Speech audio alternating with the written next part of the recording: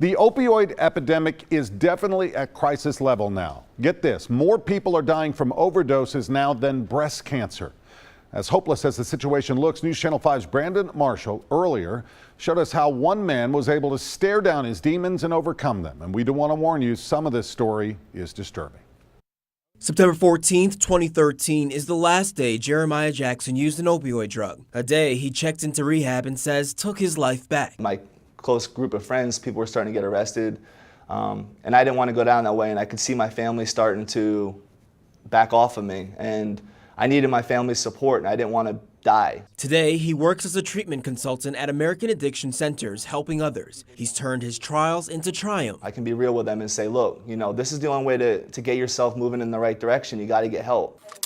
According to the Centers for Disease Control and Prevention, opioids killed more people than breast cancer last year. Of the 63,000 fatal drug overdoses, most of them were opioid related. It doesn't surprise me that the death toll is so high because of the opiates, because it escalates. Like you start building a tolerance and it becomes worse and worse for you. Jackson says the best way to prevent opioid addiction is to learn about it. There is help out there. The opiate epidemic is huge, but the one thing that I like about what's going on is people are starting to realize that this is extremely serious. And that is why he is working to become a counselor. He hopes to put a stop to these deadly statistics spiraling out of hand. In Brentwood, Brandon Marshall, News Channel 5. And if you or someone you know is dealing with a drug addiction, call the American Addiction Center's 24/7 hotline. It's toll free, 888-985-2217.